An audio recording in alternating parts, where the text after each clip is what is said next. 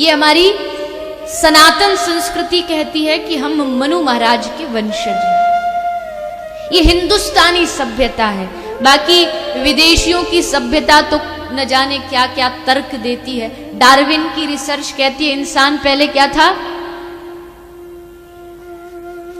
बंदर था, और फिर विकसित होते होते होते होते होते जैसे जैसे विकसित हुआ फिर इंसान बन गया। अब इनको कौन समझाए, अगर बंदर ही इंसान बन गए होते तो चलो हम तुमको लेके चलते हमारे वृंदावन में। बंदरों का भरमार है, एक आध बंदर को तुम भी इंसान बना के दिखाओ तो हम भी माने। अब तो आपके पास टेक्नोलॉजी भी है, सब कुछ है, समय है, सब कुछ है, किसी दो चार बंदर को बना के दिखाओ इंसान। ऐसे शरारती बंदर है, तुमने छू भी दिया तो 10 किलोमीटर दूर भागोगे। वृंदावन के बंदर पूरी दुनिया में मशहूर है। चश्मा पहन के तुम जा सकते नहीं, हाथ में सामान लेके जा सकते नहीं। तुम चश्मे पहन के गए और उन्होंने देखा तो चश्मे लेके जाएंगे, और लेके जाना तो छोटी बात है, ये तो कोई भी कर सकता है। लेकिन वृंदावन के बंदर इतने समझदार हैं, उनको मालूम है कहाँ पहनना है, वो खुद दीवार पर चश्मे लगा के बैठ जाते हैं। ऐसे वानर है, इनको इंसान बना के दिखाओ तो पता चले भाई हाँ सच में इंसान पहले बंदर हुआ करता था। एक बालक अपनी मैया के पास गया, बोला मैया हम हमारे पिताजी कह रहे कि इंसान पहले बंदर था, हम पहले हमारे दादा परदादा बंदर थे।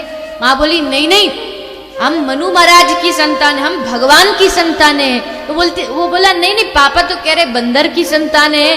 तो माँ बोली बेटा अपना अपना बात है, वो भी सही कह रहे, मैं भी सही कह रही हूँ, बात इतना है वो अपना वंश बता रहे, मैं अपना वंश बता रही हूँ। बंदर की संतान थी। जब सनातन संस्कृति ने हजारों वर्ष पूर्व ये लिख दिया, और हर चीज मैं आपसे बार बार ये कहती हूं कि हमारा जो सनातन धर्म है ये कोई तथाकथित मन गढ़ंत बातों पर नहीं बनाया गया है। इसमें एक बहुत बड़ा तथ्य समाया है जिसको आज विज्ञान हजारों वर्ष बाद ढूंढ रही है। हमारे ऋषि मुनियों ने उसको करोड़ों वर्ष पूर्व ढूंढ लिया था।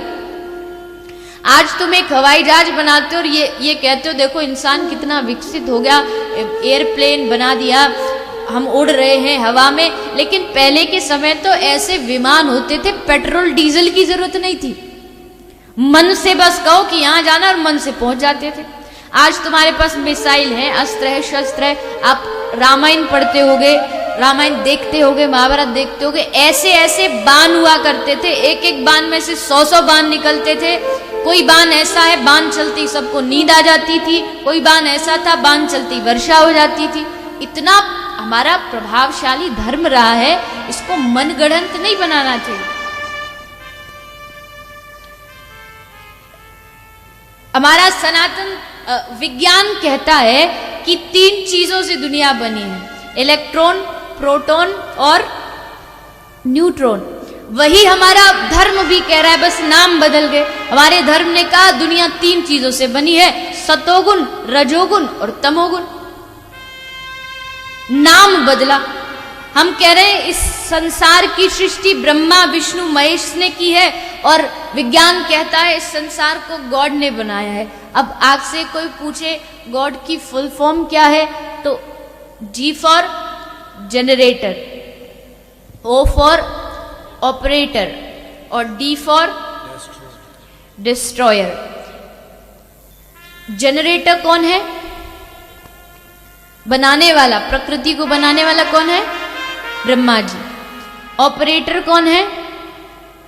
विष्णु जी जो पालन करते हो। डिस्ट्रॉयर संहार करता बाबा भोलेनाथ। अब वही सीधी सी बात है, तुम उनको गॉड कहते हो, हम उनको ब्रह्मा विष्णु महेश कहते हैं, बात तो एक ही है।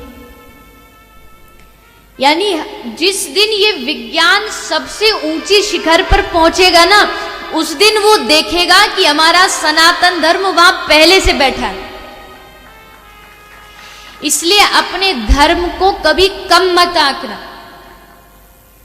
हम ये भारतवर्ष कि गर्व की बात है कि हमको हिंदू धर्म में सनातन परंपरा में जन्म लेने का अवसर मिला, हमको भारतवर्ष में जन्म लेने का अवसर मिला। हम भारतीयों के अंदर और कुछ हो ना हो, लेकिन हम भारतीयों के अंदर संस्कार ऐसे हैं जो हमारी संस्कृति को महान बनाता है। किसी ने कहा, कोई विदेशी ने पूछा, आप गाते रहते हो सारे जहां से अच्छा हिंदुस्तान हमारा, हमारा भारत ये है वो है, फिर आपके भारत में इतनी गरीबी क्यों है, आपके भारत में इतनी दरिद्रता क्यों है? विदेशों में जाके देखो, चाहे गरीब अमीर तो वहां भी होते, लेकिन फिर भी एक सम होते हैं, जो जो चीजें की आवश्यकता सबके पास बराबर होती है। भारत में इतनी गरीबी क्यों है? तो किसी भारतीय ने हंसते हुए कहा, अरे भैया, जिसके कंधे जितने मजबूत होते हैं उसके ऊपर उतना ज्यादा वजन डाला जाता है। भारतीयों के कंधे इतने मजबूत हैं कि वो हर कष्ट को सह सकते हैं, इसलिए भगवान ने इतनी दरिद्रता और इतनी गरीबी इस भारतवर्ष को दी, क्योंकि हमारे कंधे मजबूत हैं।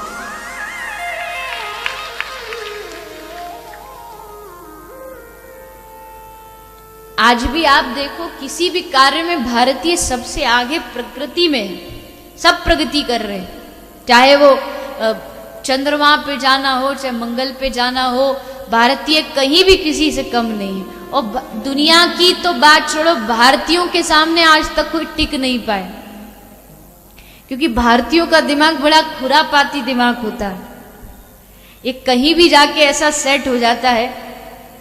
आपको एक उदाहरण दूं, बोले एक बार क्या होता है, चाइना और भारत और जापान, ये तीनों भगवान के पास पहुंचे। तो भगवान ने चाइना से पूछा, चाइना वालों से पूछा, तुम्हें क्या चाहिए? तो चाइना वालों ने कहा, प्रभु इतनी कृपा कर दो, ये जापान को तबाह कर दो, नष्ट कर दो। अब जापान वाले से पूछा, भैया तुझे क्या चाहिए? बोले महाराज, ये चाइना को आप नष्ट कर दो, इसका खात्मा कर दो। वहीं भारतीय बेचारा सीधा साधा सा खड़ा था, बड़ा भोला सा।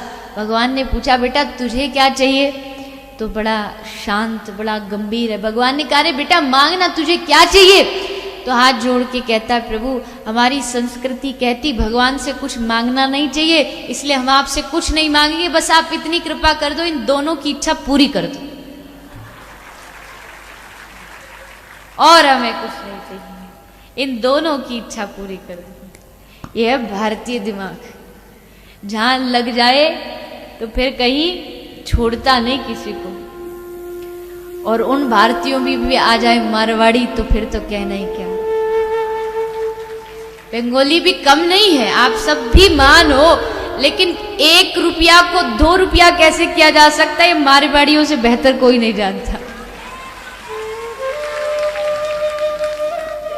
कोई मारवाड़ी की मृत्यु होती है तो वो जा रहा होता है, तो चित्रगुप्त उससे पूछता है, भैया तुझे कहाँ जाना, स्वर्ग में जाना कि नरक में जाना?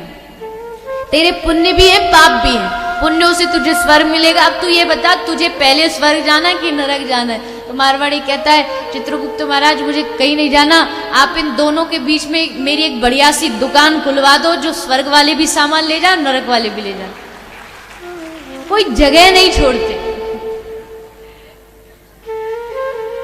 पर अच्छा है, ऐसी ही रहिए, ये आपकी बुराई नहीं, आपकी बड़ाई है, अच्छा है। और एक सबसे अच्छी बात, मारवाड़ियों में एकता बहुत होती है, परिवार को जोड़ के रखने की एकता बहुत होती है, तो वो ऐसे ही चलती रहे, मेरी तो भगवान से ही प्रार्थना है। 2 ही लोगों से हमारा सबसे ज्यादा पाला पड़ता है, एक जो भारतवर्ष में और विदेश में हर जगह आपको मिलेंगे, एक मारवाड़ी होते हैं और एक गुजराती होते हैं, ये 2 ही सबसे ज्यादा होते हैं। और मेरे ख्याल में अभी